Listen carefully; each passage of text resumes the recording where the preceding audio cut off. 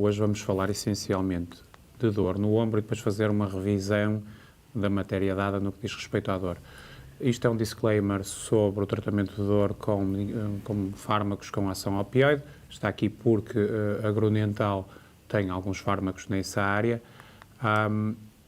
É importante dizer que estas formações que temos feito, e claro que tem apoio da indústria e tem o apoio da Grunenthal, mas são sempre feitas, e nós pugnamos por isso, com uma seriedade muito grande, e vão ver que este ano até vamos falar muito pouco de fármacos, vamos falar muito mais de clínica, e portanto também, como sabem, quem me conhece melhor um bocadinho, a dor é o meu bebê, e de facto é importante dizer que sem o apoio da indústria era muito difícil pôr pessoas a fazer formação e conseguirmos partilhar este nosso conhecimento e estas nossas ideias com os colegas.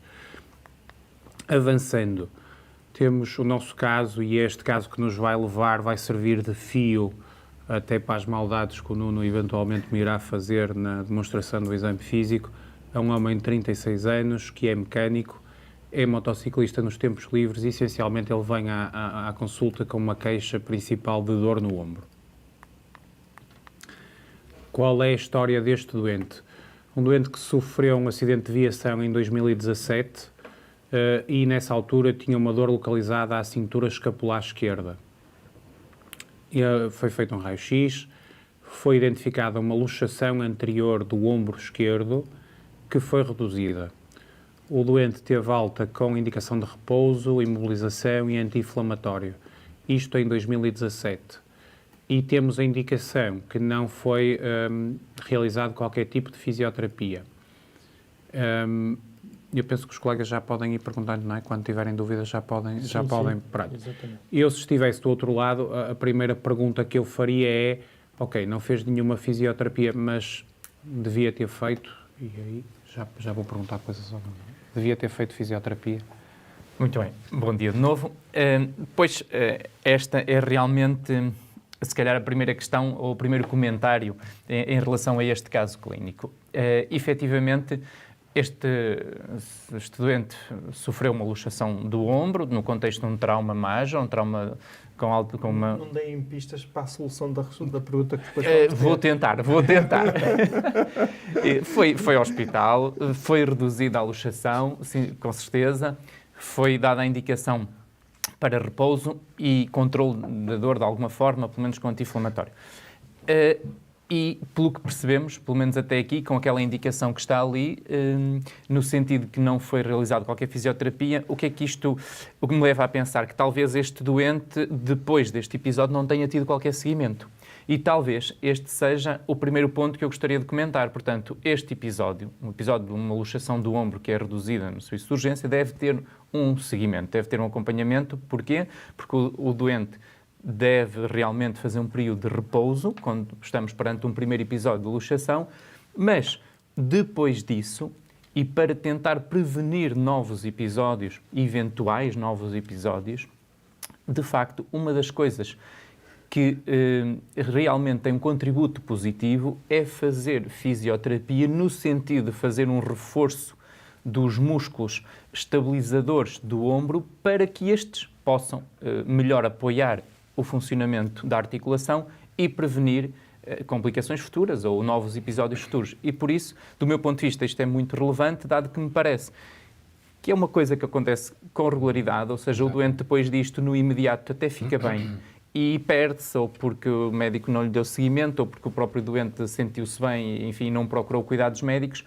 e perdeu-se no seguimento, e isto, por norma, acaba por ter um preço mais tarde. É uma perda de oportunidade, que é uma coisa que se fala muito agora também em saúde, não é? Exatamente. E vamos ter custos a todos os níveis, pessoais, profissionais, para este doente. Portanto, é já uma mensagem importante para nós. Esta situação tinha sido em 2017 e depois, em dezembro de 2018, o doente caiu de moto e teve uma nova luxação do mesmo ombro. Pediu assistência e ao fim de 25 minutos fartou-se e então colocou ele o próprio ombro no sítio, como nos filmes, e mesmo assim foi levado para o hospital e teve alta, porque de facto tinha conseguido resolver, entre aspas, pelo menos momentaneamente, o episódio de luxação. Desde essa altura, qual é a história que nós temos acesso? É que o doente refere novos episódios de pequenas subluxações quando faz alguns movimentos de maior esforço no trabalho, é um doente que faz algum esforço na sua atividade diária e vem à consulta com uma dor há 5 meses que aumentou de intensidade e incapacitou-o para as AVDs, ou seja, temos para já 2 luxações e agora novos episódios de subluxação com movimentos mais fortes e dor com 5 meses. 5 meses, quem tem estado connosco sabe que 5 meses já configura um certo tipo de dor. Não vou dar mais pistas também. Não é? E a dor tem vindo a aumentar de intensidade e de facto, põe-no incapaz. A pergunta que eu faria aqui é, nós recebemos muitos relatórios, às vezes doentes não vistos por nós, em que se fala de subluxação, pequena subluxação. Como é que eu, médico de família, num doente que teve 1 ou 2 luxações, o que é que isto tem que significar para mim? Está lá escrito que o doente fez uma subluxação. O que é que muda para mim na avaliação deste doente?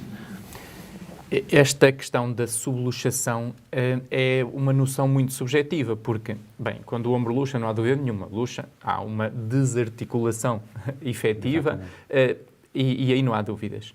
Por norma, nós falamos nesta noção de subluxação quando há uma quase luxação, quando há uma sensação subjetiva da parte do doente de que o ombro quase saiu, quase saltou fora, como dizem os nossos doentes, e, portanto, há seguramente uma dor associada, há isto mesmo, um movimento que o doente percepciona como quase que sentiu que o ombro ia sair, sente uma dor violenta, ele pela contração muscular, ele recoloca o ombro, mas fica com dor e tem noção que alguma coisa quase aconteceu, digamos assim. E há ali uns dias de dor, nos dias seguintes, depois a dor diminui novamente para a dor basal. E, portanto, isto, do meu ponto de vista, é muito significativo porque quer dizer claramente que este ombro não é um ombro estável.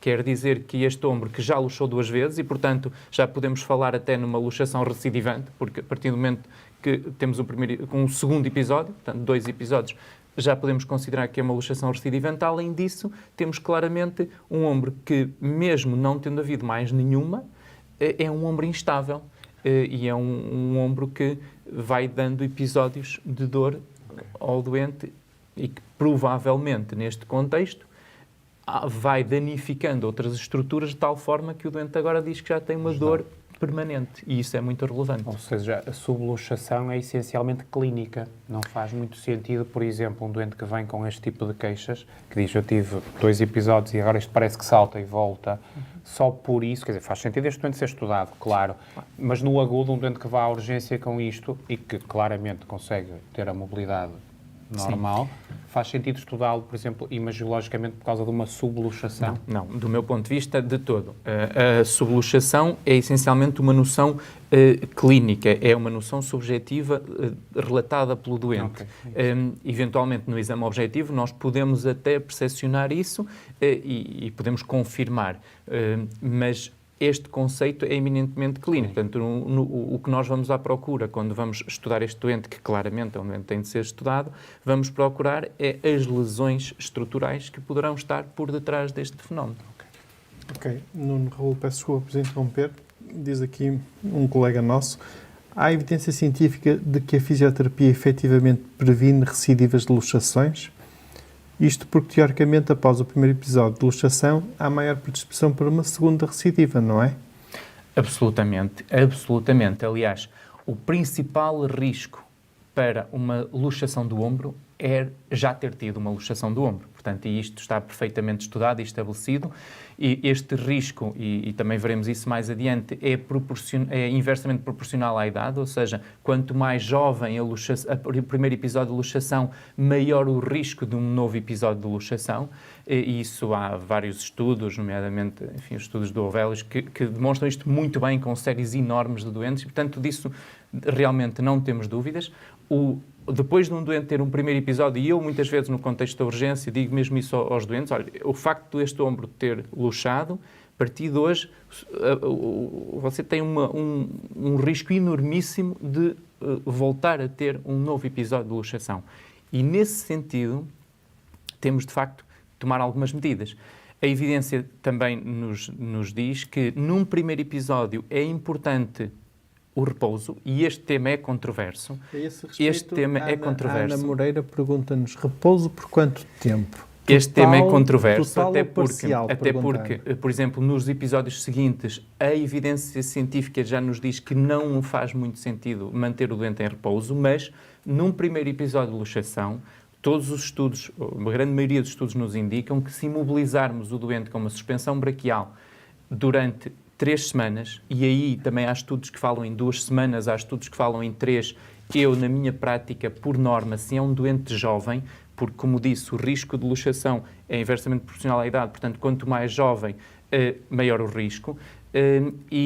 Portanto, num doente jovem, um doente na casa dos 20 anos, os meus doentes, eu imobilizo 3 semanas. Suspensão braquial, 3 semanas. Total, portanto. Sim, total. Imobilização total. Total, absolutamente. Após essas 3 semanas, então, inicia um processo de reabilitação. E aqui respondo à outra questão do colega. De facto, há evidência que nos diz que, após este período de imobilização, num primeiro episódio de luxação, o doente deve fazer reabilitação física após isso. E eu, quando falo de reabilitação física, falo de fisioterapia, mas falo de fisioterapia a sério. Desculpem aqui o reforçar isto a sério, porque este é um tema, como sabemos, e é um tema nos nossos cuidados de saúde, em geral, não é só em Portugal, é uma coisa transversal. Porquê é que eu digo isto? Porque o que este doente vai precisar, depois destas 3 semanas, é essencialmente de um trabalho muscular. Ele precisa de reforço muscular. De quê? De reforço muscular dos rotadores da coifa. Portanto, os músculos, e vamos ver mais adiante aqui nos slides, os músculos que são os chamados estabilizadores secundários da articulação. E, portanto, são muito importantes os músculos que estão na parte anterior da articulação e na parte posterior, portanto, os rotadores internos e os rotadores externos, para melhorar o balanço humeral, portanto, a estabilidade da cabeça do húmero, e isto, claramente, se for feito, portanto, se o doente melhorar esta capacidade muscular, estes músculos que são estabilizadores da articulação vão efetivamente ajudar a estabilizar, e há realmente muitos doentes que, depois de uma luxação, fazendo um bom trabalho de reforço muscular, tornam-se assintomáticos e nunca mais voltam a ter nenhum episódio de luxação, sem dúvida nenhuma. Agora, é importante fazer isto. Se eles fizerem um ciclo de sessões de fisioterapia que compreenda apenas crioterapia, eletroestimulação e massagem, eu aí então, colegas, é que isto cá entre nós, mais vale pô-los a tomar café, porque não adianta nada.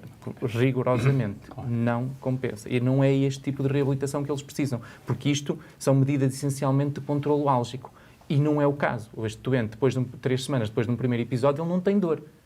Portanto, ele precisa depois de uma reabilitação. Ok, temos que avançar muito bem. Ora bem, então, na nossa consulta perguntamos qual é o comportamento da dor. Ele de manhã tinha uma dor de 7 que apenas melhorava após o banho. Durante o dia a dor mantém-se constante e piora à noite. O doente também estava a tentar trabalhar, portanto é uma atividade que eventualmente envolve mais dor, mais esforço. O que é que o doente tinha feito para tratar a dor anti-inflamatório, não esteroides, o habitual, o típico. E então, o que é que nós temos aqui como antecedentes, enquadrando novamente uma luxação anterior do ombro em 2017 não reabilitada e, como já conversamos, a recolha de dados deste exame pode-nos fazer pensar numa disfunção circunscrita do ombro com um quadro de instabilidade devido aos episódios de traumatismo e luxações constantes, sem tratamento, sem reabilitação. Penso que aqui, esta é uma pergunta, era a primeira pergunta só para acordar, digamos assim, porque esta é fácil. A partir da nossa história é possível colocar já algumas hipóteses de diagnóstico. Nós já fomos, esta já quase que respondemos. Passa já. Posso avançar. E vou passar agora para o Dr. Nuno, para se discutir de facto as hipóteses de diagnóstico mais prováveis nesta situação. Só um bocadinho. Colegas, esta será a nossa primeira pergunta do televoto e já ativei essa pergunta do televoto e já partilhei aqui o link para vocês acederem ao televoto. No fundo, Eu ia sugerir que vocês abrissem esse link num separador ou então noutro browser e mantenham depois essa página aberta, porque ao longo do webinar e ao longo desta manhã vamos ter várias questões de televoto e automaticamente a página vai atualizando cada vez que nós ativarmos nova pergunta e eu vou também partilhando isso aqui através do chat. E já estamos a receber agora as respostas dos colegas, Nuno, e realmente a maioria dos colegas, 70, na casa dos 70%, não é? Ainda há aqui bastante... Há uma evolução. Exatamente. Há dúvidas aqui. Ainda há aqui algumas dúvidas, não é? Em relação à resposta, mas parece que sim, que estabiliza ali na casa dos 70%. Qual destas hipóteses de diagnóstico lhe parece mais provável? 70, 75% dos colegas respondem tendinite do supraespinhoso e instabilidade anterior do ombro. Depois, cerca de 17% tendinite do supraespinhoso e lesão dos tendões da coifa dos rotadores. Qual seria a resposta correta? Bom, com os dados que temos até aqui, eu diria que há um diagnóstico que me parece claro, que é o facto deste doente ter uma instabilidade do ombro. Portanto, tem uma instabilidade anterior. Ele teve 2 episódios de luxação, pelo que percebemos da história, portanto, um que foi reduzido no contexto hospitalar, o outro que até houve uma redução, enfim, espontânea, digamos assim, do doente no local do acidente, e, portanto, há claramente uma situação de instabilidade do ombro. Associadamente a isso, tendo em conta a evolução clínica que o doente nos apresenta, no sentido do aparecimento de uma dor permanente, eu diria que é provável que haja, neste momento, de forma associada a alguma patologia da coifa dos rotadores, que talvez uma tendinite, quem sabe, ou outra patologia, mas dentro das hipóteses colocadas, eu realmente concordo com a maioria dos colegas que estamos perante principalmente um doente que tem uma instabilidade do ombro e, associadamente, provavelmente já tem alguma lesão da parte tendinosa e, por isso, talvez uma tendinite do supraespinhoso. Muito bem. Então, isto abre-nos aqui realmente a porta para nós pensarmos nas causas de dor no ombro, enfim, nos eventuais diagnósticos que podem, de facto, estar por detrás desta sintomatologia. Interessa, como sempre, fazer uma revisão da anatomia da articulação e porque me parece que é mesmo importante nós termos sempre presente, de alguma forma, enfim, nem que não seja com maior detalhe, mas ter sempre presente os conceitos essenciais da anatomia da zona para nós podermos, quando ouvimos esta história do doente, imaginarmos na nossa cabeça o que é que poderá estar a passar ali e, de facto, não esquecer que a parte da osteologia, portanto, a articulação do húmero com a omoplata na sua superfície articular, que é a glenoide, o termos a noção de que esta articulação é uma articulação, do ponto de vista ósseo, pouco estável, ou seja, não há uma congruência grande, para dizer que, enfim, praticamente nenhuma congruência entre a cabeça do húmero, que é uma estrutura essencialmente esférica, e a glenoide, que é uma estrutura quase aplanada, ao contrário, por exemplo, da cabeça do fémur e do acetábulo, que são estruturas altamente congruentes. Aqui não, aqui temos estruturas que não são congruentes e isso é a maravilha desta articulação que nos permite um arco de mobilidade o mais amplo do organismo, mas que realmente tem esta característica associada que é a instabilidade. Não esquecer também a relação da clavícula com o acrómio, portanto, ali a articulação acromioclavicular, e realmente esta região é composta, como sabemos, de 4 articulações, portanto, a principal, a major, que é a glenohumeral, mas também, como acabei de dizer, a acromioclavicular. Também ocorre com frequência, sobretudo no contexto de trauma ou degenerativo, a patologia da articulação externoclavicular, portanto, a união da clavícula com o externo e, no fundo, enfim, na base de tudo isto, a relação do membro superior com o tórax à custa da articulação escapulo-torácica. E não nos podemos esquecer que esta é, em última análise, a maior relação do membro com o tórax, que é a articulação entre a omoplata e a grelha costal. E, portanto, tudo isto pode ser sede de patologia e devemos ter isto sempre em mente quando ouvimos o nosso doente. De forma mais específica, na articulação glenohumeral, temos uma série de estruturas que nos permitem, e portanto que permitem esta articulação e que permitem esta estabilidade por um lado e esta amplitude articular pelo outro, nomeadamente a cápsula articular, os ligamentos, que são fundamentais, como é óbvio, na estabilidade da articulação. Dentro destas estruturas, eu sublinho o labrum, que é, no fundo, o primeiro ligamento, aquele ligamento circular, aquele debrum circular e que aumenta a superfície articular da glenoide e que é fundamental na estabilidade e sede de patologia com frequência. E depois, a coifa dos rotadores, como já falei há pouco, muito importante na função, mas também muito importante na estabilidade. Como já sabemos, portanto, a articulação tem uma grande amplitude articular. Claro, o preço a pagar por isso é a instabilidade, como é lógico. Quando há uma limitação da mobilidade, há uma incapacidade funcional franca e, obviamente, muito percepcionada pelo doente, dado que os nossos membros superiores são fundamentais na nossa atividade do dia-a-dia.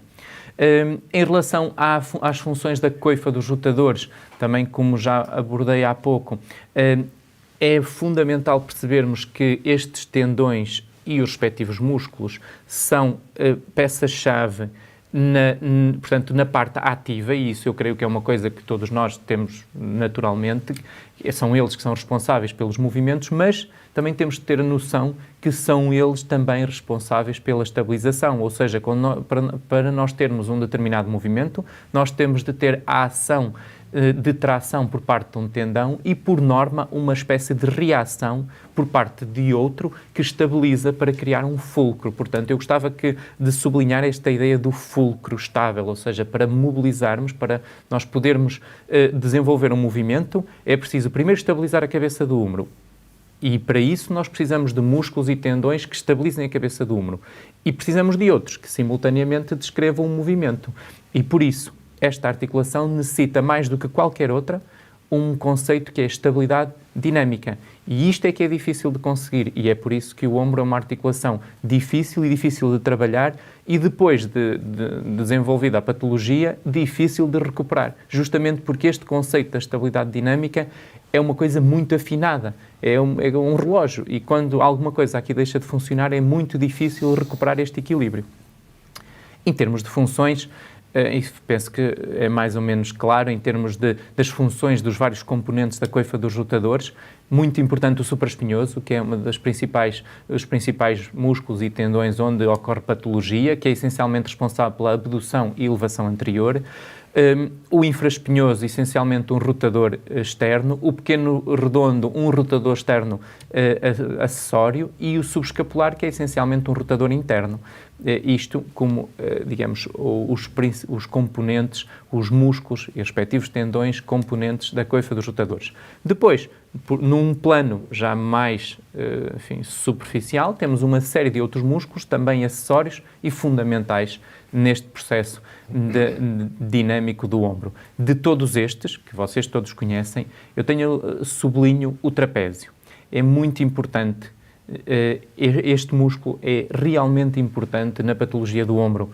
É um músculo onde há queixas frequentes e que muitas vezes esquecido, e por ser esquecido, muitas vezes o doente não melhora por continuar a ter queixas no trapézio, e por isso deixo-vos esta alerta para avaliarem sempre bem este músculo, onde, por norma, quando há disfunção do ombro e este músculo por sobrecarga é, por norma, também afetado. Neste contexto, e depois desta breve revisão, é fundamental, ao colhermos a nossa história clínica junto do doente, percebermos, obviamente, uma série de aspectos que todos nós também já sabemos, a dor, tipo de dor, localização, características, predomínio, duração, fatores de agravamento, fatores de alívio, duração das queixas, o mecanismo de lesão, isto é muito importante, a atividade do doente e depois, claro, a percepção subjetiva das queixas da parte do doente, a sensação de instabilidade, a dor localizada ou irradiada, a força muscular, a existência ou não de crepitações, obviamente a restrição do arco de mobilidade e outras alterações, nomeadamente sensitivas. Importante também na avaliação do nosso doente conhecer os seus antecedentes, naturalmente cirúrgicos, outras patologias anteriores no ombro, outras doenças ou comorbilidades que podem ter alguma relevância no diagnóstico de patologia do ombro, como é o caso da diabetes, e outras medidas, enfim, ou tratamentos prévios que o doente possa ter feito para este problema do ombro. Depois disto, bom, temos obviamente que fazer o exame físico do nosso doente. Aqui é fundamental fazer a inspeção, portanto, o doente deve ser observado em tronco nu, observar de forma comparativa os dois ombros, perceber as iminências ósseas, enfim, e a simetria em relação aos dois ombros, avaliar as massas musculares e perceber a existência de algum tipo de atrofia. Há algumas atrofias que são muito sugestivas de lesões neurológicas ou de desuso no contexto de rupturas crónicas dos tendões da coifa dos rotadores. Também avaliar a própria pele e a existência, enfim, de alterações locais. Depois, ainda nesta questão da inspeção, é muito importante avaliar a mobilidade das articulações, nomeadamente inspecionar a mobilidade da articulação escapotorácica e a existência de algum tipo de discinésia da omoplata e, se houver, a omoplata alada. Depois disto, vamos fazer a palpação das partes moles, dos músculos, dos tendões e das iminências ósseas e avaliar o arco de mobilidade do doente. Temos que avaliar, e isto é muito importante, e eu sublinho mesmo esta noção, que é muito prático e muito fácil, e que é comparar a mobilidade passiva com a mobilidade ativa. E, claro, avaliar sempre os dois lados. Esta noção da mobilidade passiva e mobilidade ativa é mesmo importante, é muito importante nós percebermos se o doente não mexe, não faz um arco de mobilidade completo porque tem dor e por isso não consegue, ou, por outro lado, se o doente não faz e nós também não conseguimos que o doente faça, ou seja, se mesmo se deitando o doente numa marquesa não conseguimos que ele faça uma elevação completa do braço. E isso representa uma restrição efetiva da mobilidade passiva que é muito, muito importante no estabelecimento de um diagnóstico do doente. Em termos de arco de mobilidade normal, também já sabem, essencialmente são 180 graus de elevação anterior e, em teoria, 90 graus de rotação externa, 90 graus de rotação interna, sendo que isto é muito variado de doente para doente. Eu não faço 90 graus de rotação externa, eu só faço 45, é o meu normal. Portanto, é importante comparar o lado afetado com o outro lado, porque todos nós somos diferentes. E nos homens é frequente haver, por exemplo, uma rotação externa menor do que 90 graus. O importante é perceber qual é o normal daquele doente e qual é o normal do ombro afetado e, sobretudo, as queixas associadas a essa mobilidade. E aí, nesta coisa da patologia do ombro e da dor do ombro, nesta fase vem, enfim, uma coisa que todos vocês também já sabem, que são os testes. Nós, na área do ombro, gostamos muito de testes. Há dezenas e dezenas e dezenas de testes descritos para o estudo da patologia do ombro e, portanto, fiquem descansados, não vou falar dos 40 ou 50 testes ou mais que temos para o estudo do ombro, mas se calhar passava aqui assim um bocadinho, enfim, um bocadinho ao leve, só alguns nomes e algumas imagens, porque também não vos quero amassar com isto, mas ainda assim há alguns que são importantes e que por serem tão simples de executar, todos nós podemos, ou todos vocês podem fazê-lo no dia-a-dia. O primeiro deles é o teste de Job, é um teste essencialmente que testa o tendão supraespinhoso, em que pedimos ao doente para fazer uma elevação dos braços a 90 graus e pedimos-lhe para colocar os polegares para baixo e vamos testar a elevação resistida. Se calhar mais adiante nós vamos demonstrar isto de uma forma mais simples e prática. Porque isto, eu dizer isto tudo, enfim, para quando não fazemos no dia-a-dia, isto é pode ser um bocadinho confuso. Mas bom, quero que pelo menos que fiquem com esta ideia. Portanto, um teste para o supraespinhoso, depois um teste para o subescapular. O teste mais utilizado é este teste que se chama lift-off, portanto, tentar afastar a mão da região lombar do doente. Ainda para o subescapular, há uma segunda parte deste teste de lift-off que se chama o leg sign, e que é essencialmente soltar a mão do doente e perceber se ele consegue segurar a mão na posição ou se, pelo contrário, a mão bate subitamente na região lombar do doente.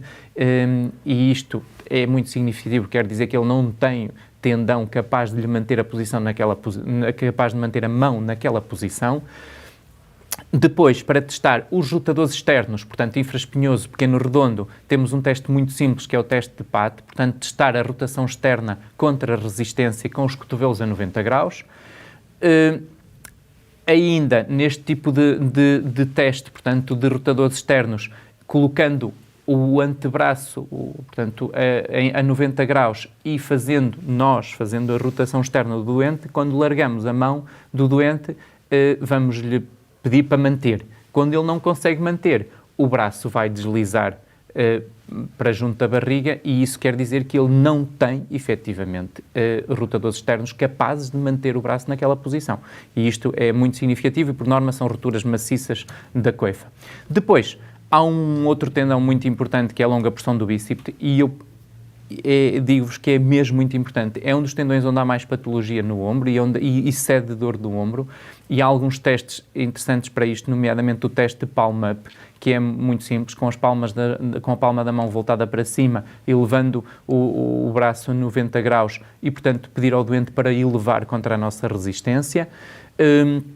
Ainda o teste de O'Brien's, com o braço elevado também a 90 graus, fazer a pronação completa, portanto, com o polegar para baixo e testar esta resistência. E ainda o teste de biceps load, portanto, uma sobrecarga do bíceps com o cotovelo a 90 graus, em abdução, e pedir ao doente para fazer a flexão. Isto dito assim é difícil, não há dúvida nenhuma, e também não é o meu objetivo. É só para ficarem com a ideia de que existem estes... Agora, naquele teste, no primeiro da avaliação da longa porção do bíceps, aqui. Portanto, quando pedimos ao doente para elevar o antebraço, não é? Se existir lesão, o que é suposto acontecer? Dor. Portanto, estes testes são sempre positivos quando nós solicitamos... Ou seja, mas, por vezes, o teste é positivo se o doente não conseguir fazer o movimento. Outras vezes é pela dor. Neste caso, o teste, só podemos fazer o teste se o doente conseguir fazer a elevação a 90 graus. Senão não podemos fazer este teste, não é execuível.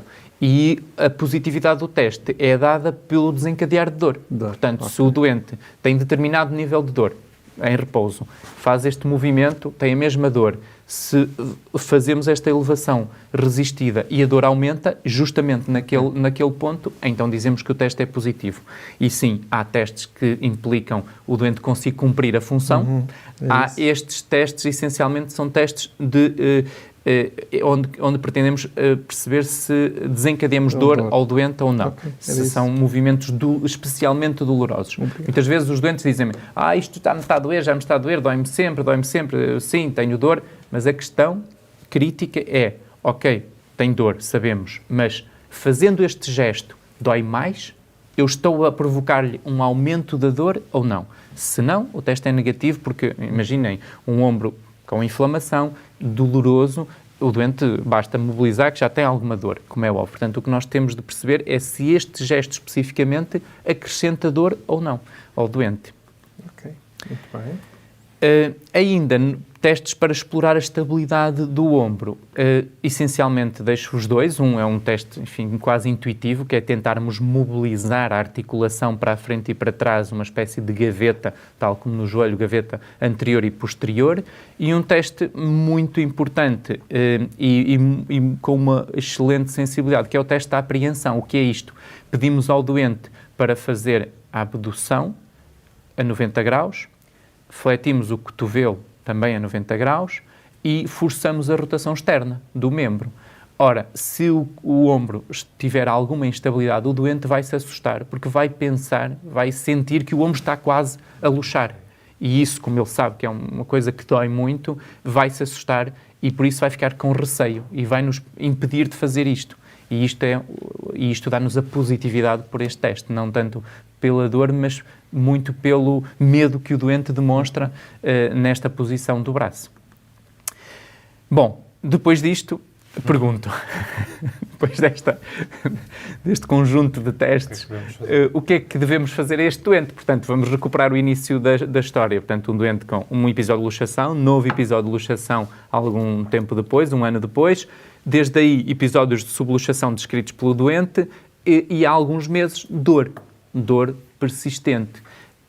Neste contexto, como vamos avaliar este doente? Muito bem. Caros colegas, já dispõe de nova pergunta ativada, digamos, no televoto e por isso aguardamos pelas vossas respostas e enquanto, digamos, aguardamos as respostas, eu tenho aqui uma pergunta de um colega que pergunta o seguinte: e como é que eu faço uma avaliação do trapézio e respectiva reabilitação? Isso é uma questão muito importante. A avaliação do trapézio, o primeiro aspecto é perceber se há queixas do doente. E isto parece simples, mas não é assim tão simples. Porque o trapézio é essencialmente dividido em 3 partes. E isto do ponto de vista, isto é assim do ponto de vista anatómico, mas é sobretudo assim do ponto de vista funcional. Ou seja, o trapézio é dividido no trapézio superior, trapézio médio e trapézio inferior.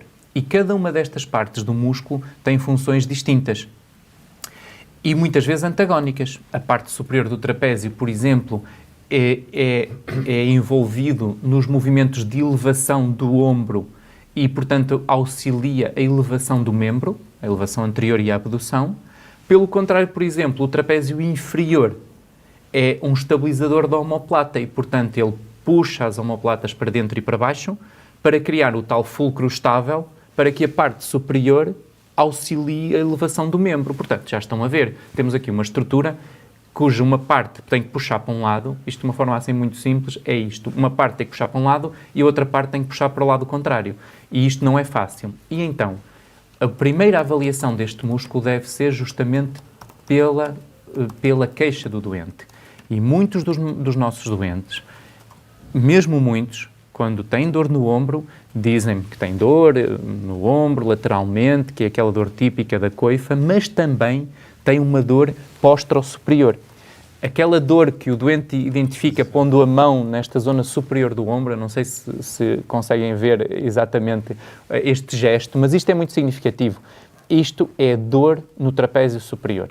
Isto, quando o doente faz isto, e se ele tem dor no trapézio superior, nós a seguir vamos fazer a palpação. E claramente esta é a segunda forma de avaliar. Portanto, vamos palpar aquela zona e vamos perceber que há ali uma zona onde desencadeamos dor, muitas vezes uma zona contraturada e claramente ficamos esclarecidos deste ponto de vista. Em termos de exames propriamente, ou testes, como vos falei ainda há pouco, não há propriamente descrito este tipo de testes, por exemplo, para o trapézio superior. A avaliação é muito pela palpação, pela nossa palpação da zona e pela descrição do doente. Pelo contrário, ou simultaneamente, o trapézio inferior é primeiro importante sabermos onde está, sabermos que muitas vezes também o doente refere lá a dor, é o doente que refere dor entre as omoplatas, que muitas vezes nós, de uma forma até mais simplificada, pensamos que aquilo é dor da coluna, e não é. É a dor paravertebral, dorsal, interescapular, por norma. A primeira causa de dor nesta zona é a dor no trapézio inferior, muitas vezes também por sobrecarga, ou seja, qual é o conceito? Quando há uma disfunção do ombro, um dos músculos que nós instintivamente mais utilizamos para compensar essa mesma disfunção é o trapézio. E isto faz o trapézio entrar em sobrecarga e começar a doer. E acreditem que eu já vejo muitos doentes e já alguns com meses, já tive vários doentes com anos de dor e não tratada e não resolvida porque não se percebia ou ninguém tinha percebido porque é que aquela pessoa tinha dor. Muitas vezes uma dor essencialmente funcional, por sobrecarga deste músculo. Em termos de reabilitação, este é um tema. Porquê? Porque reabilitar este músculo é difícil, é muito fácil se tivermos acesso a recursos escassos como o biofeedback. Se nós colocarmos estes sensorzinhos, não sei se têm noção do que é, mas o biofeedback é a colocação de uns sensores nos vários músculos e depois termos um tablet à frente em que, quando nós fazemos qualquer gesto, mostra-nos como é que os músculos estão a funcionar e qual é a intensidade de contração de cada músculo. E, por exemplo, na reabilitação deste músculo, este é um auxílio muito grande, porque qual é que é aqui o problema? É que nós temos muitas vezes uma ativação precoce do trapézio superior. E como temos uma ativação precoce, ele entra em sobrecarga porque é sempre o primeiro a ser chamado. E não deve.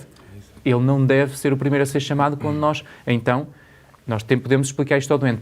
Podemos pedir a um terapeuta que explique isto ao doente. E aí temos dois problemas. Temos que o terapeuta tem de saber isto para poder explicar. E depois o doente tem que compreender. Se tivermos um gráfico à frente do doente que lhe mostre verde ou vermelho se ele está a fazer bem ou a fazer mal, é muito mais fácil, mas é um recurso difícil de encontrar porque, enfim, é caro e todos sabemos que nem a maior parte das unidades de fisioterapia não tem isto. Mas, no fundo, resumindo e para responder ao colega, a reabilitação do trapézio é fisioterapia bem feita, adequada a isto. Esta questão... Sim. Porque acho que é muito importante esta questão do trapézio superior, porque de facto nós temos muito doente que vem com esta queixa e que de facto no exame breve, rápido, assume-se, vê-se uma contratura importante. Estes são doentes, e a mim interessa muito isto, porque isto são doentes de todos os dias. São doentes que se veem muito e que muitas vezes andam de facto muito tempo aqui um bocado mal avaliados, ninguém depois já não a fazer raio-x e coisas, e é da coluna, e ninguém percebe muito bem o que é que se passa ali. Este doente, no imediato, um doente que aparece na consulta com uma dor deste género há 1 ou 2 semanas e que até faz muito esforço no trabalho, até eventualmente haverá ali um componente ou mecânico ou de postura, no imediato, este doente o que é que beneficia? Beneficia de ir logo fazer reabilitação se tiver acesso a ela, de relaxante muscular, de anti-inflamatório. Primeira abordagem rápida em consulta. Primeira abordagem em consulta é controlar a dor. E neste processo, percebendo que há uma dor essencialmente muscular com contratura associada, efetivamente é um relaxante muscular, associar por alguns dias um anti-inflamatório, portanto isto no cuidado imediato, imagino no contexto da consulta, da urgência, da consulta aberta, aquele doente que realmente se queixa, enfim. E se é predominantemente esta a queixa, do meu ponto de vista é isto, e logo possível fazer ou planear um programa de reabilitação, porque claramente este doente é um doente que por detrás disto há alguma disfunção do ombro, senão isto não acontecia. Isso mesmo. Isto só acontece porque há alguma disfunção do ombro, mesmo que neste momento até possa nem estar a ser percepcionada como dor, possa até ainda não existir lesão estrutural e fazendo um exame não temos nada, está tudo bem, está tudo normal, mas na verdade existe alguma disfunção do ombro, senão isto não existiria. Exatamente. E isto era muito para lembrar aos colegas que a dor crónica não é só o doente que tem dor todos os dias, é o doente que vai tendo dor, até melhora, porque até faz o relaxante e depois faz o fármaco que alguém lhe deu, mas este doente tem um problema de base, muitos do trapézio superior, tem pelo menos que ser estudado com esta suspeita, e temos o tratamento imediato, mas temos uma consulta de seguimento, não temos que fazer tudo na mesma consulta, muitas vezes não conseguimos, e este doente muitas vezes anda, e nós vemos isso na nossa consulta, e é uma chatice para o doente, que o doente fica muito... Isto mexe, não é? De facto, o doente tem muita dor, tem incapacidade e ainda não entrou num programa de reabilitação, ainda não foi avaliado do ombro na sua globalidade, com calma, e, portanto, são doentes de todos os dias, mas que andam no sistema muito tempo até alguém pegar neles. Isto para nós é muito importante. Ok, avançando um bocadinho, já temos a resposta à pergunta que colocámos no televoto e os colegas respondem todos os anteriores. E é agora que vamos ver a demonstração prática? Exatamente. Em relação a esta resposta, pois eu estou absolutamente de acordo. Todos os anteriores é o ideal, ou seja, nós quando avaliamos o nosso doente devemos procurar explorar o melhor possível estas relações de alguns tendões com algumas funções específicas e procurar perceber se é ali a gênese do problema e, portanto, quanto mais, melhor, como é óbvio. Portanto, se possível, todos.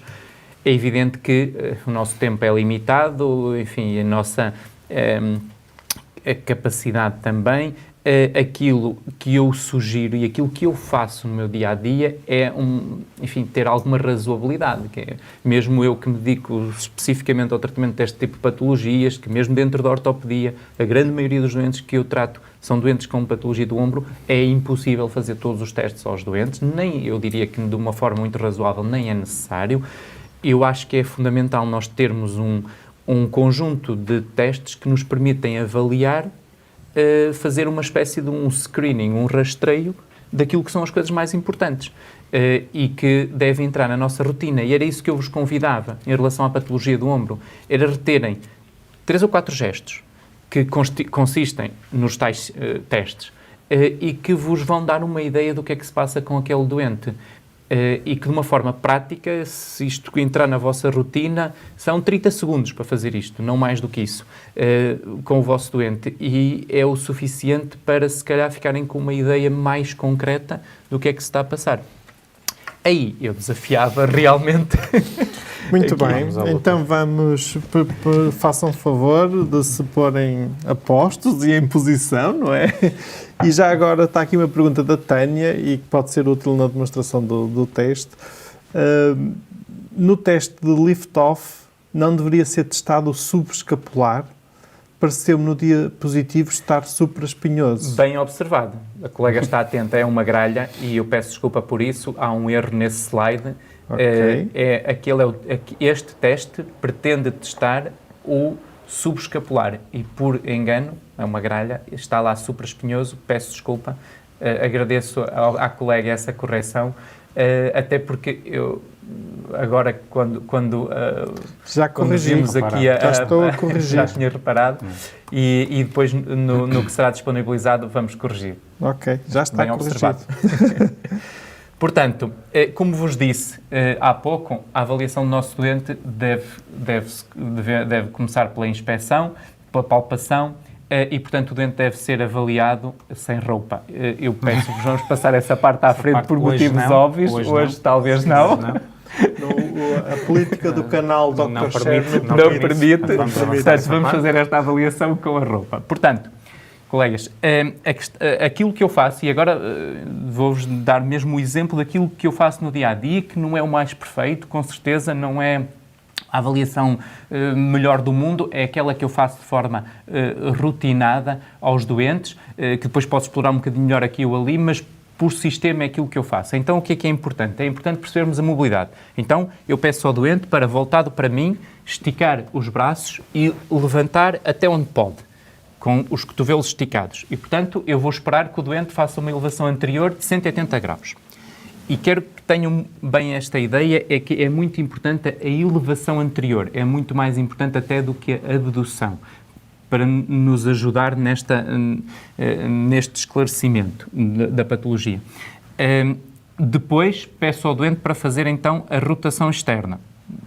Ou seja, eu peço para fazer e largo, vejo se faz, e se o doente não faz, eu de imediato testo com as minhas mãos se ele passivamente faz. Ou seja, eu ao mesmo tempo estou a avaliar a mobilidade do doente ativa, mas quando ele tem dificuldade, eu próprio auxilio e vejo se passivamente vai ou não vai. E fico logo esclarecido. Basta-me perceber. Se puderes ir dizendo que sinais que estou... aparecem. Para já ainda não. Exatamente. Ok, neste momento estamos a testar o arco de mobilidade, que é o primeiro passo. Portanto, elevação anterior, rotação externa e em seguida rotação interna. E tendo o doente de pé, a melhor forma de testar a rotação interna é pedir-lhe para levar as mãos atrás das costas e procurando que ele consiga, pelo menos com o polegar, chegar ao nível de D10, D9, D11, bom, até D12 é razoável, desde que seja sem dor. Portanto, isto é a mobilidade. Portanto, mobilidade, 3 coisas essenciais.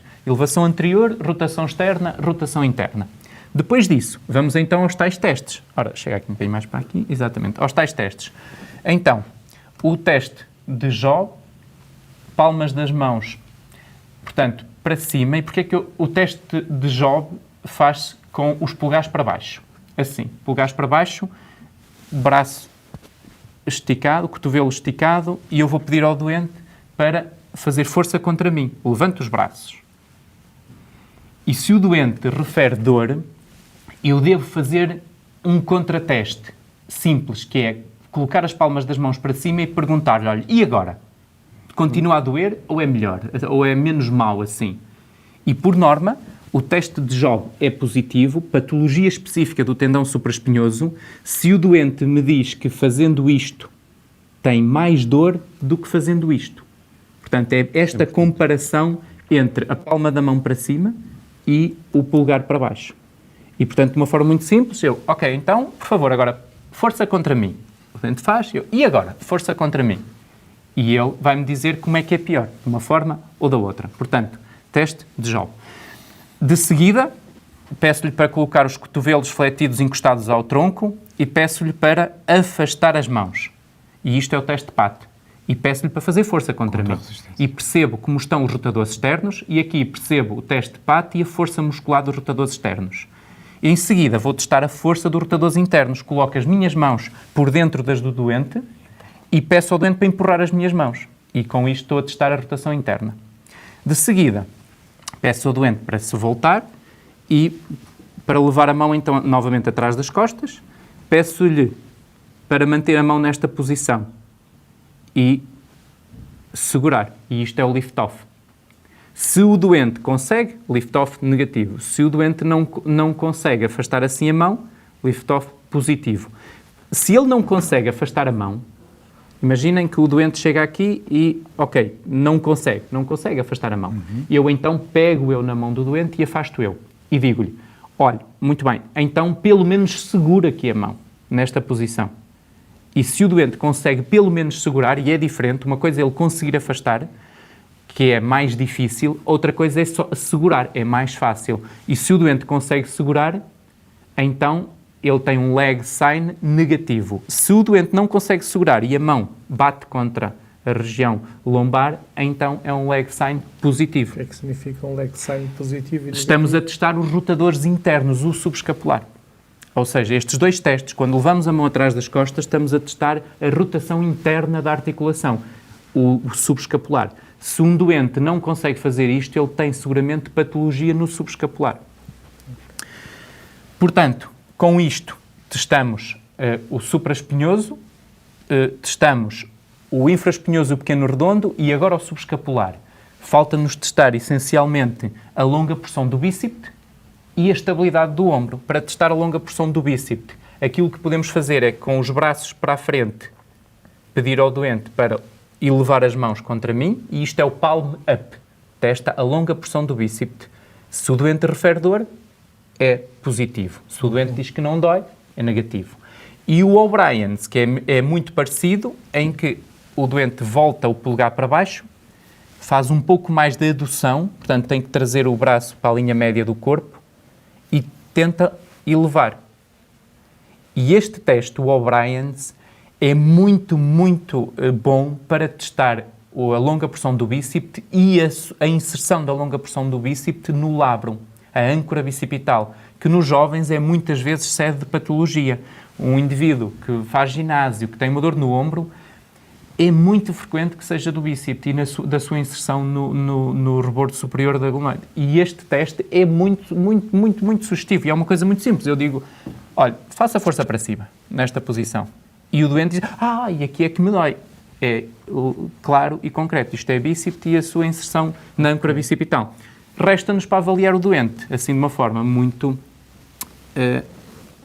elementar, portanto, a testar então a apreensão. A apreensão com o braço a 90 graus, cotovelo a 90 graus, vamos rodar em rotação externa e perguntar se isto incomoda. Incomoda-lhe? Não incomoda, portanto, apreensão negativa. Se eu, quando faço isto, vou fazer daqui, talvez vejam melhor. Quando faço isto, quando faço este gesto, se o doente tiver uma instabilidade, ele assusta-se e nem sequer me deixa. Diz, doutor, não faça isto, que isto está-me a doer e parece que vai saltar. Portanto, e ficamos claramente... Portanto, essencialmente, resumindo, o que é que eu faço? Elevação anterior, rotação externa, rotação interna, ok? De seguida, teste do supraespinhoso, o JAW, ok? Depois, rotação externa, o PAT, força dos rotadores internos e teste dos rotadores internos aqui atrás. Lift-off, e leg sign, se bater. Depois disto, teste da longa pressão, palm up, e O'Brien's. E abdução, rotação externa, para testar a estabilidade do ombro. Portanto, isto, de uma forma rotinada, faz 30 segundos. Ok.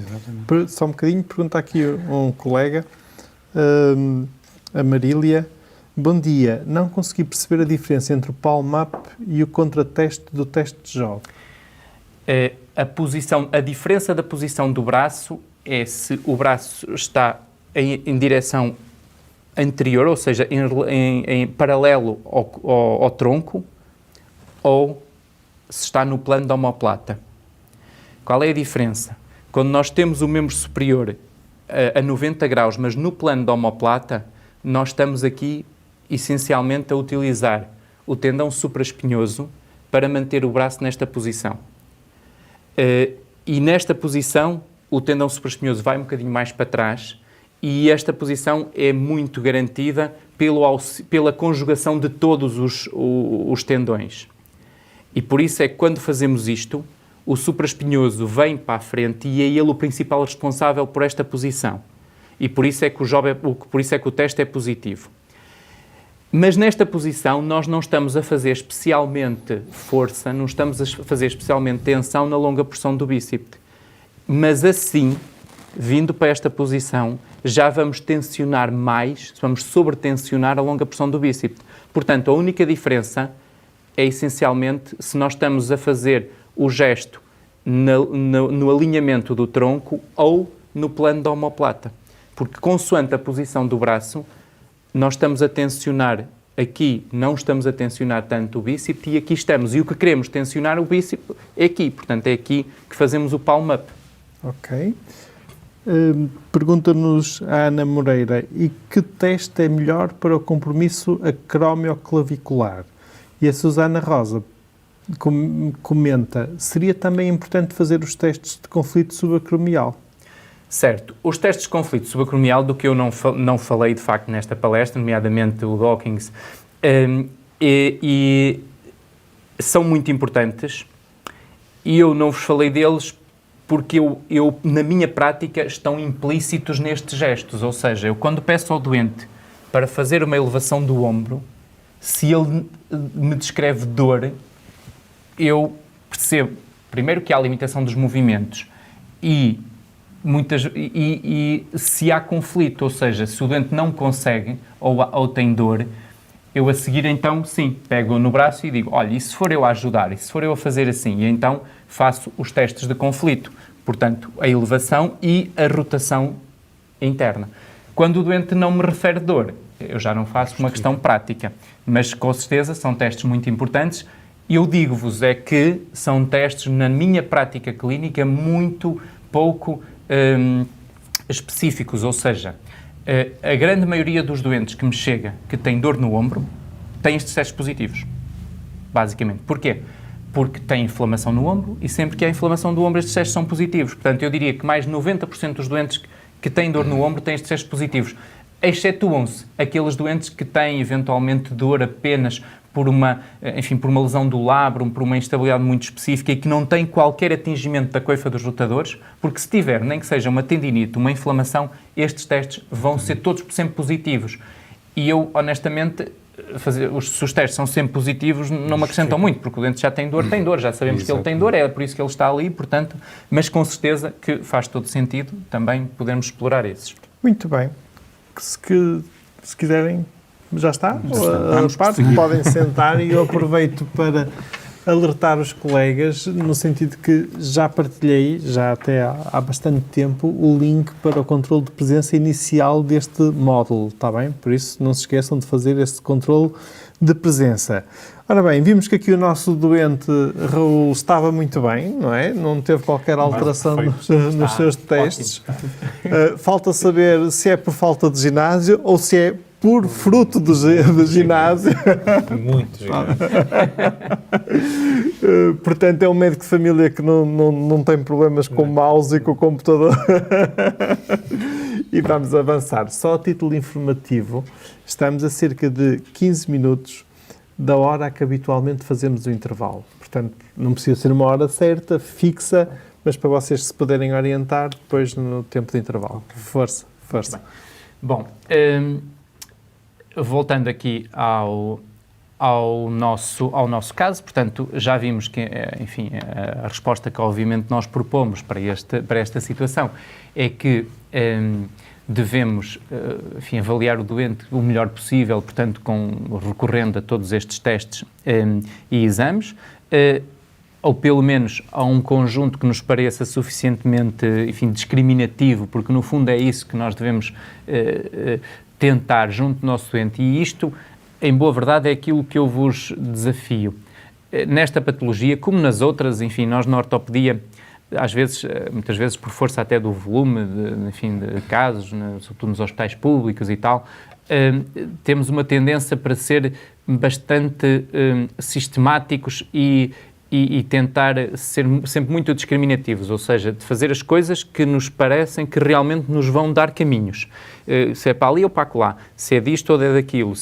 E neste aspecto da avaliação do ombro, que é uma avaliação complexa, no meio disto tudo, procurem tentar ter 3 ou 4 gestos que vos permitam, pelo menos com isto, avaliar o doente e terem uma ideia daquilo que se está a passar, porque isso vai ser fundamental na avaliação, sobretudo no pedido de exames auxiliares de diagnóstico e da continuação do tratamento do nosso doente. Bom, em relação ao nosso caso, ao nosso doente do caso clínico, ele tinha uma dor na parte mais anterior e um desconforto no arco de mobilidade do ombro, apesar de completo, tinha um JOB positivo, um O'Brien's positivo, ou seja, ele tinha dor relacionado sobretudo com o supraespinhoso e dor que podemos associar ao bíceps e à sua inserção no labrum superior. Tinha também testes de instabilidade positivos, ou seja, a gaveta anterior e apreensão positiva.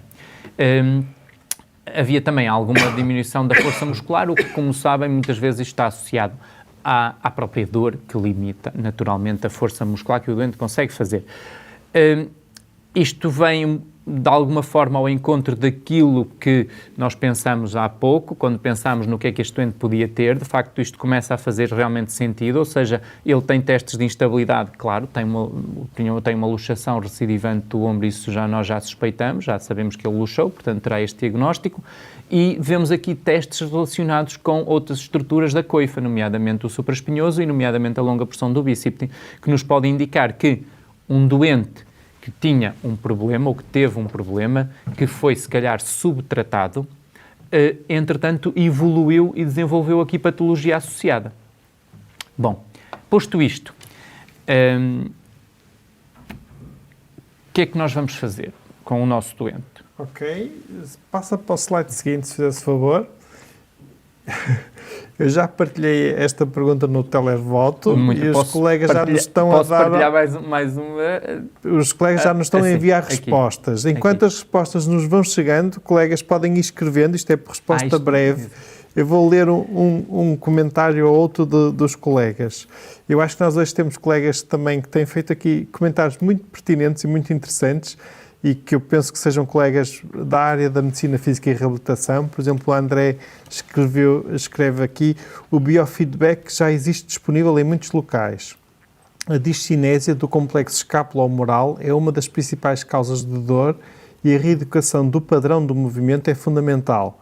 É perfeitamente possível testar as funções do trapézio superior e do inferior sem ser apenas por palpação. Depois, a Bárbara Pimentel é uma nossa colega médica de família dos Açores e reporta às vezes realmente em certos locais do país o problema do acesso à medicina física e reabilitação é muito real. E diz a colega: esta é uma situação que é complicada para mim. Sou MGF nos Açores e o acesso gratuito à consulta de medicina física e reabilitação só com referenciação à especialidade a nível do hospital. E as colegas estão muito sobrecarregadas.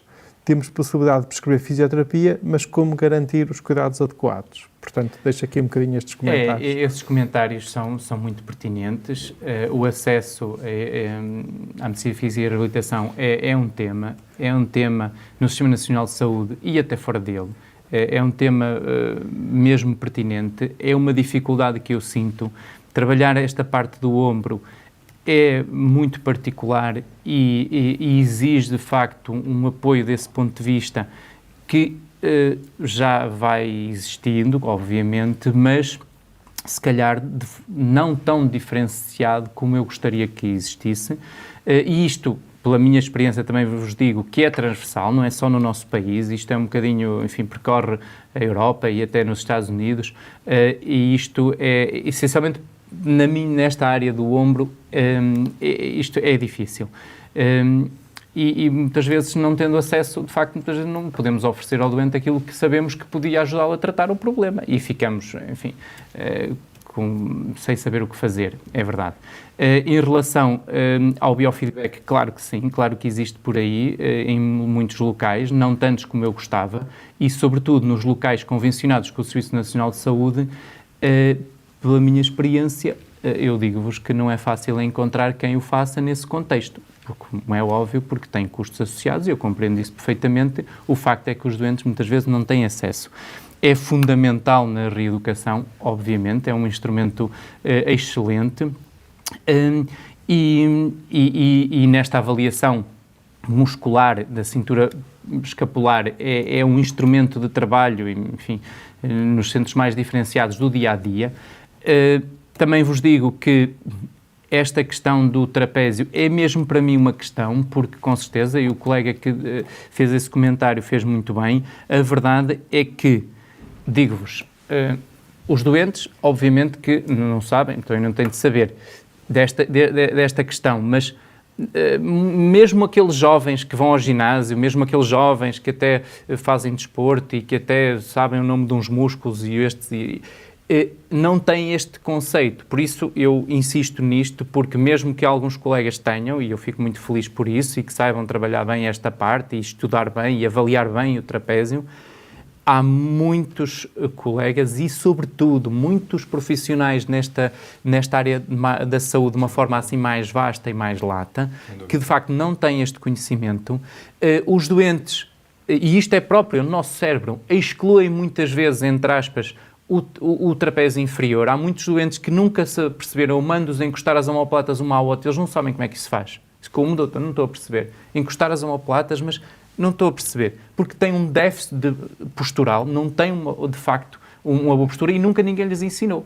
E às vezes dizem-me, já andaram 1 ano na fisioterapia e nunca ninguém lhes disse que é muito importante a posição das omoplatas no controle da cinética do ombro. Com certeza.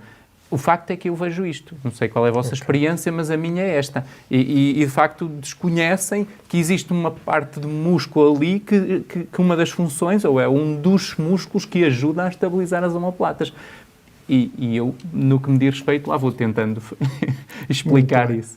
Muito bem. E as respostas, no fundo, andam à volta da ecografia das partes moles, do ombro, ecografia das partes moles mais raio-x do ombro, e também ressonância magnética, e os colegas até dizem LOL. A minha preferida foi LOL, só que não. LOL, só que não. Só que não temos acesso, não é? Os médicos não podem passar a ressonância. Então vá, que exames é que são necessários? Nós, o ideal. aqui tínhamos aqui, não tínhamos aqui, ok, portanto estamos nesta. O que é que eu vos posso dizer? Qual o exame complementar diagnóstico que deveríamos pedir? Eu diria que, na minha prática, é natural que, quando vejo este doente, eu lhe peça uma radiografia para estudo da estrutura óssea e da posição relativa dos vários componentes, e aí deve ser um raio-x, e já falaremos disso mais adiante, devidamente efetuado. Portanto, e isto também é um desafio que eu vos deixo. Pedir um raio-x do ombro é uma coisa importante, mas desde que ele esteja bem feito. porque senão não tem qualquer valor diagnóstico, não serve rigorosamente para diagnosticar o que quer que seja. Portanto, o raio-x é um exame muito importante, bem feito, e eu vou-vos mostrar mais adiante porquê. Depois, é importante avaliarmos toda a estrutura de tecidos moles, tendões, ligamentos, cápsula articular, tudo isso. O exame, evidentemente, que para mim é melhor, é uma ressonância, que era o que eu recomendaria para este doente. É óbvio que, infelizmente, como diz a colega, muitas vezes não é possível pedir isso ao doente. Nesse caso, é perfeitamente razoável que nesta situação façamos o pedido de uma ecografia, perfeitamente. É uma ecografia articular. Nuno, hoje em dia é muito comum no nosso dia-a-dia questões às vezes posturais, trabalho com computador, com rato e assim, e os doentes às vezes mesmo jovens, ou seja, em que ainda é pouco provável de haver, por exemplo, patologia osteoarticular degenerativa e em que perante as queixas nos parece logo algo tendinopatia.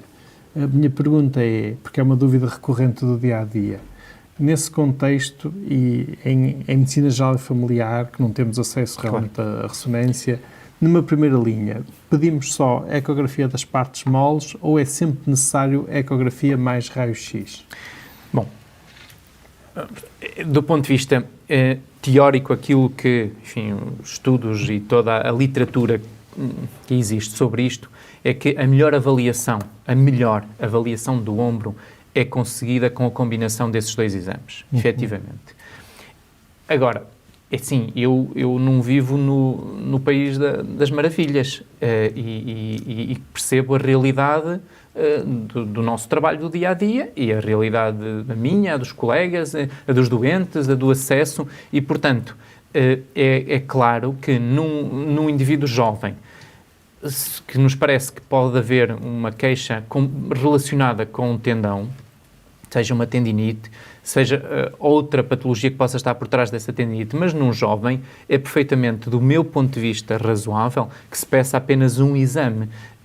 Pelas contingências, se me perguntarem, na minha prática diária, e se eu tenho essa possibilidade, e se o doente tem essa possibilidade, e se tem bom acesso, eu peço sempre, e sem exceção, um estudo complementar com raio-x e com ecografia ou com ressonância. Agora, se me perguntar, e se eu pedisse só uma ecografia, eu direi, é menos mal. Bom, ok, pronto, se for bem feita então, acho que já vai ser muito boa, já vai ajudar muito no nosso processo de investigação diagnóstica e, portanto, parece-me que se tivesse que selecionar só um neste contexto, reparem, num doente jovem, como estávamos aqui a falar, um doente jovem que tem uma queixa relativamente recente, acho que a ecografia pode ser um excelente exame. Porquê? Porque nos vai avaliar bem a estrutura tendinosa, vai-nos rastrear aqui algumas patologias que são muito importantes, nomeadamente nos jovens, como por exemplo as calcificações. As calcificações ocorrem com muita frequência nos doentes jovens e a ecografia é um exame excepcional para ver isso. Vai-nos avaliar toda a restante estrutura dos tendões, a existência do bursites, vai-nos avaliar muito bem a longa porção do bíceps, só não consegue ver lá dentro, não consegue ver o labrum, não consegue ver as estruturas mesmo mais profundas por uma questão de janela, porque não consegue mesmo, não tem profundidade, isso é mesmo impossível, mas consegue-nos fazer aqui já um bom rastreio, portanto seria provavelmente a minha opção. Ok, eu sugeria que fechássemos agora com a resposta a esta pergunta que um colega colocou e depois estamos mesmo na hora do intervalo, sim, pode ser. Raul, não sei se queres tu responder a esta, sim, ou então o Nuno, ou os dois, tanto faz, não é? Porque coloca aqui um colega a seguinte questão, o José Moreira, e é uma questão pertinente. Costumo pedir eco das partes moles do ombro, mas recebemos uma norma a indicar que deverá ser pedido na secção de outros a ecografia articular do ombro, sim, a qual penso que não é comparticipada. Sim. Apenas uma diferença burocrática de acordos ou há alguma diferença? E então esta pergunta do José Moreira gera outra pergunta, que é a seguinte, e que eu acho que é a pergunta ideal para fecharmos esta primeira parte.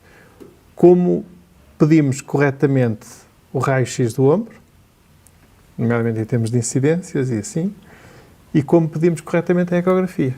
Só falar da parte burocrática, depois deixo. Pois, foi nesse sentido que falei. Temos sempre esta discussão. Já ano passado falámos sobre isto, sobre a questão do articular, partes moles. Nós temos um problema muito grande com as ecografias, todas elas, mas com estas ecografias do ombro, então temos um problema terrível, que o Nuno também vai abordar à frente, que é o facto de elas ou não serem comparticipadas, ou serem muito mal pagas, e depois termos relatórios que muitas vezes não nos servem para rigorosamente nada.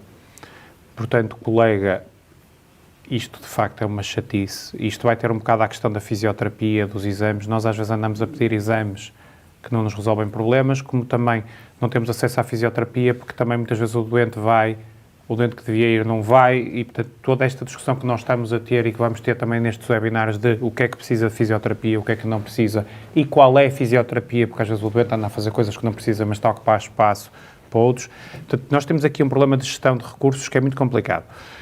Nas ecografias, de facto, aquilo não é bem uma ecografia de partes moles, mas isso vou deixar para o nome, não é? Portanto, é muito mais que isso. É uma questão da comparticipação nos privados e o que é que eu digo aos doentes? Eu digo pouco porque nós temos um problema, nós não podemos... É complicado hoje em dia dizer a um doente que tem que ir fazer o exame ali. É complicado, nós podemos sugerir, mas não podemos de forma nenhuma obrigar. Mas digo-lhes uma coisa, vale mais uma ecografia, e estou falando do ombro, uma ecografia bem feita, do que andarmos aqui a perder tempo com N exames e N consultas que às vezes não resolvem o problema.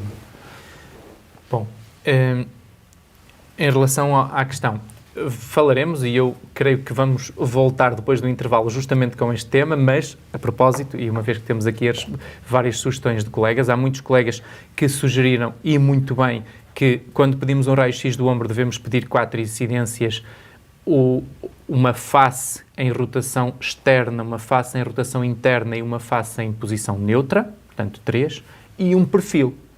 E em relação ao perfil, podemos escolher, a maior parte das vezes peço um perfil de Lamy na maior parte das pessoas, exceto nos mais idosos, em que nos ajuda muito um perfil que é o axial transaxilar. Às vezes tenho dificuldade em dizer isto. Axial transaxilar. Porque nos dá uma ideia muito boa nas doentes com artrose do ombro. Bom, resumindo, raio-x, 4 incidências, 3 faces e um perfil. Face em neutro, face em rotação interna e em rotação externa, e um perfil que pode ser o de Lamy. Em relação à ecografia, bom, se queremos estudar o ombro como articulação, devemos pedir uma ecografia articular, como o próprio nome indica. Se queremos estudar uma tumefação no ombro, na região do ombro, porque palpamos ali qualquer coisa e até nos parece que pode haver um lipoma, devemos pedir uma ecografia de partes moles. Portanto, a ecografia de partes moles tem como objetivo estudar as partes moles onde quer que seja. Por norma, pedimos esse tipo de exame, ou devemos pedir esse tipo de exame, do meu ponto de vista, quando procuramos estudar algo que palpamos, algo que, enfim, uma suspeita de uma ruptura muscular, uma tumefação, alguma coisa deste género. Quando pretendemos estudar uma articulação, naquelas em que está indicado pedir ecografia, porque em algumas articulações, né, isso faz sentido, mas em algumas, quando o faz, devemos pedir uma ecografia articular. Bom, e isto é do ponto de vista técnico. Agora, depois temos a vida real. Mais uma vez, temos a vida real. E a vida real é que uma ecografia articular, sabe Deus porquê? Eu não sei. No Estado, enfim, no Serviço Nacional de Saúde, pronto, temos estas questões. Não consigo compreender. Ainda gostava que alguém me explicasse um dia porque é que uma coisa tão normal, tão frequente, tão necessária, não é comparticipada. E depois temos os problemas dos doentes. A propósito disto, e para terminar, digo-vos, de facto, e perdoem-me, e aqui isto é um fórum fechado entre colegas e, portanto, eu tenho que vos dizer isto. Ontem, e rigorosamente ontem, mais uma vez, como infelizmente quase todos os dias, veio ter comigo, enfim, no contexto da medicina privada, uma doente que tinha uma patologia do ombro e que me trazia uma ecografia que não tinha nada. Pronto. E o problema não era a ecografia não ter nada, o problema é que a ecografia, eu até estive tentado a trazer-vos hoje também, mas já tenho muitos exemplos. Não é necessário. A ecografia é uma coisa surreal, desculpem, colegas, uma coisa surreal, efetivamente. porque de facto não tinha qualquer cabimento do ponto de vista da descrição que lá existia, enfim, indescritível. E a senhora, claro, vinha a uma consulta privada, trazia uma ecografia que pagou, porque, claro, com boa intenção tinha ido com o pedido do médico de família para fazer aquela ecografia, mas mesmo assim teve que pagar mais não sei quanto. Depois veio um ortopedista, pagou e no fim ficou tudo na mesma, porque na verdade não conseguimos avançar. E isto, de facto, é um grande desperdício de recursos em saúde. E de facto, isto faz-me confusão, porque é o Estado que gasta dinheiro, é o doente que gasta muito dinheiro e continuamos. Ou seja, eu nesse aspecto tenho que vos dizer que eu não sou assim tão ortodoxo. Eu, por norma, em algumas circunstâncias, indico mesmo ao doente, e desculpem dizer isto, mas é verdade, que há, de facto, colegas que fazem as coisas melhor que outros. É um facto e nós temos que ter essa noção. E, portanto, eu quando, e mesmo eu, por exemplo, trabalhando num grupo de saúde, muitas vezes esses colegas não trabalham e isso não tem nada a ver, portanto, não está aqui nenhuma, e eu isento-me absolutamente deste processo tendencioso de me encaminhar para aqui ou para ali. Não, é a qualidade do resultado que me interessa. E se é um colega que faz bem, ótimo, excelente. Se ele trabalha comigo, ótimo. Se não trabalha comigo, não interessa, faz bem, é o que importa. E eu recomendo que vão a determinados colegas.